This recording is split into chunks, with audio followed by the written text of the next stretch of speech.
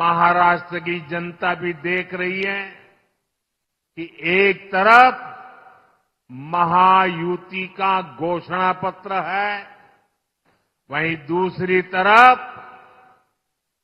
महाअगाड़ी का घोटाला पत्र है।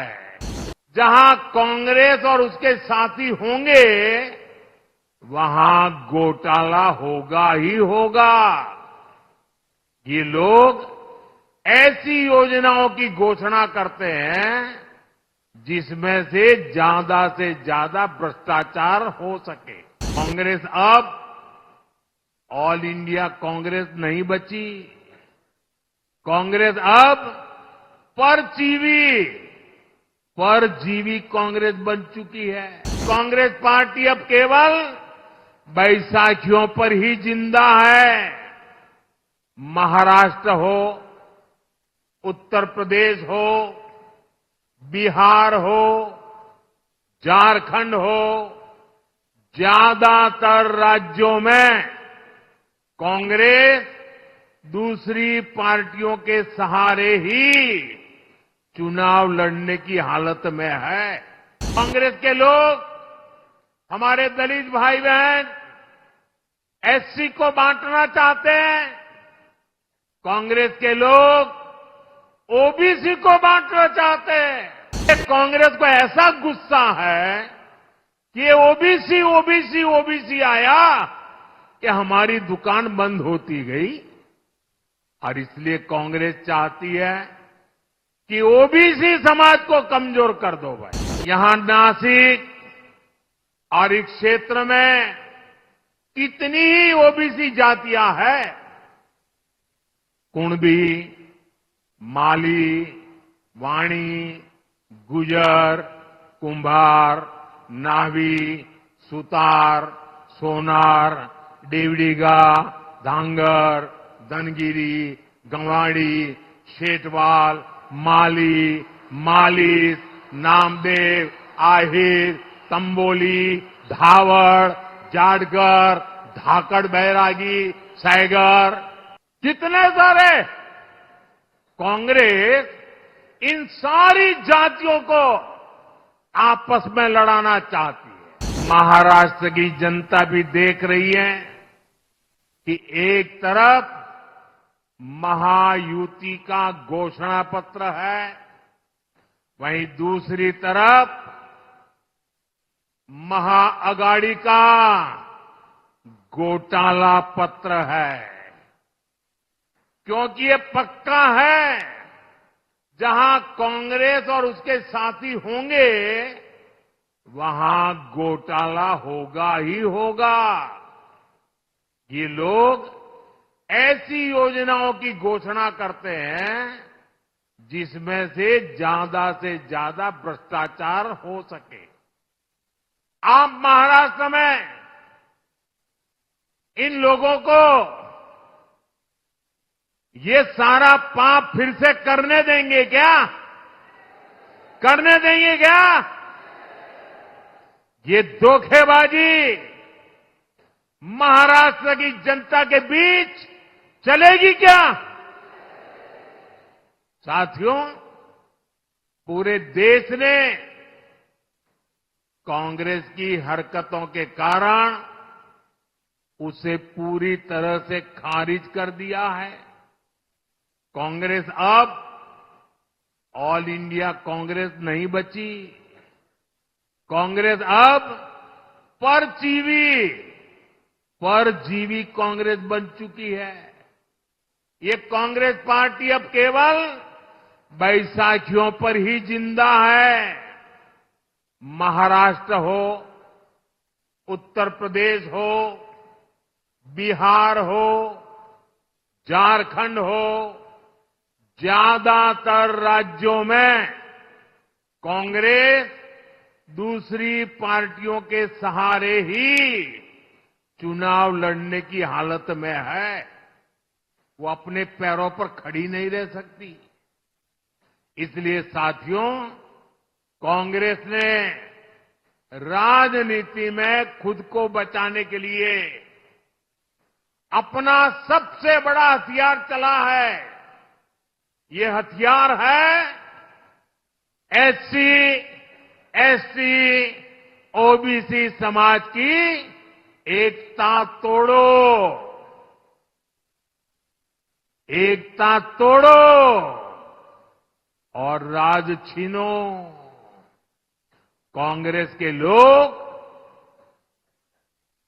जनजातीय समूह, शेड्यूल ट्राइब, हमारे आदिवासी, एसटी को बांटना चाहते हैं।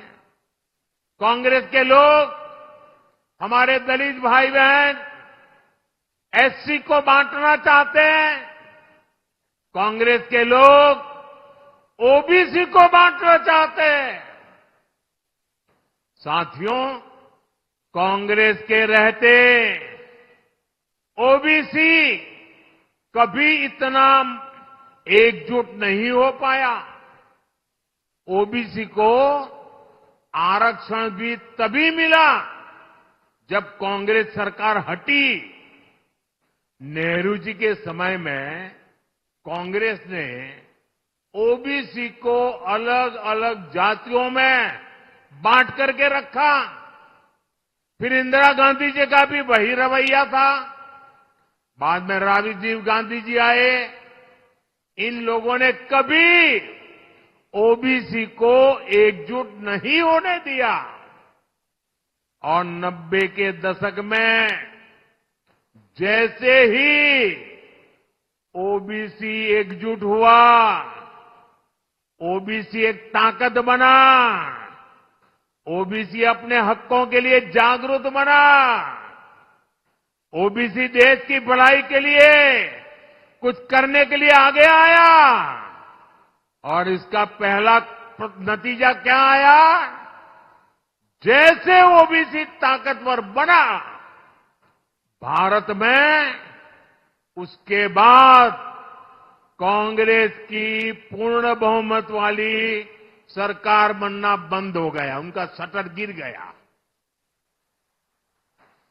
और इसलिए कांग्रेस को ऐसा गुस्सा है कि ओबीसी ओबीसी ओबीसी आया कि हमारी दुकान बंद होती गई। और इसलिए कांग्रेस चाहती है कि ओबीसी समाज को कमजोर कर दो भाई, उनकी एकजुटता को समाप्त कर दो। कांग्रेस का स्पष्ट मत है कि ओबीसी कमजोर होगा तभी कांग्रेस के लिए सत्ता का रास्ता खुलेगा।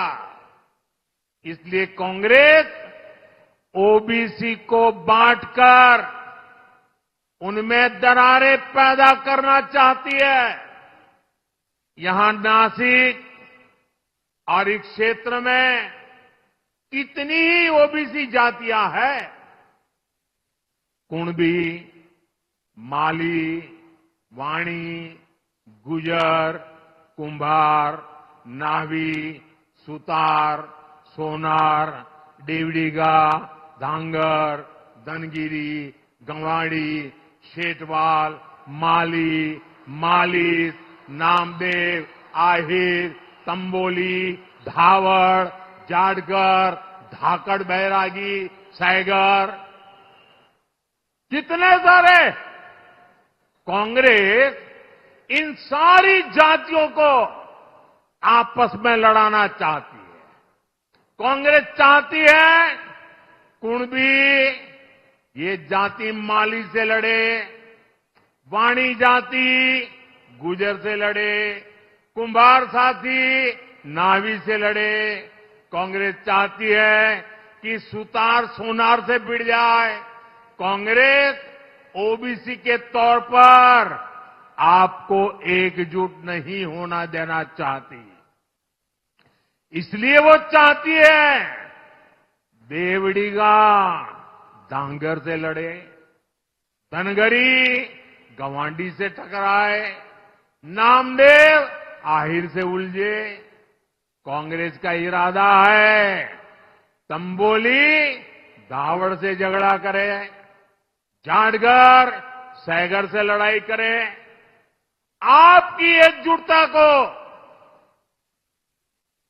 तबाह करने के लिए कांग्रेस मैदान में उतरी है। आपकी एकता से, आपकी मजबूती से कांग्रेस को सबसे ज्यादा तकलीफ है। इसलिए वो चाहती है कि ओबीसी अपनी एकजुटता खो दें और कांग्रेस के लिए सत्ता का रास्ता खुल जाए। मैं आपसे पूछता हूं, जब ओबीसी अलग अलग जातियों में बटेंगे तो कमजोर होंगे कि नहीं होंगे? जरा पूरी ताकत से बताइए, कमजोर होंगे कि नहीं होंगे? आपकी ताकत घटेगी कि नहीं घटेगी? और इसलिए आपको याद रखना है, मेरा तो एक ही मंत्र है, हम एक है तो सेफ है। हम एक है तो सेफ है।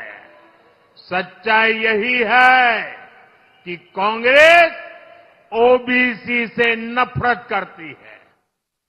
आज ओबीसी समाज का एक व्यक्ति लगातार 140 करोड़ देशवासियों के आशीर्वाद लेकर तीसरी बार देश का प्रधानमंत्री बना है। कांग्रेस को हजम नहीं हो रहा है, ओबीसी, वो भी इतनी छोटी जाति का, वो कैसे प्रधानमंत्री बन गया और 60 साल के बाद तीसरी बार बनने वाला बन गया। उनको नींद नहीं आ रही है और इसलिए गुस्सा ओबीसी समाज पे निकाल रहे हैं। साथियों, यहां हमें आशीर्वाद देने के लिए इतनी बड़ी संख्या में माताएं, बहनें, बेटियां आई है।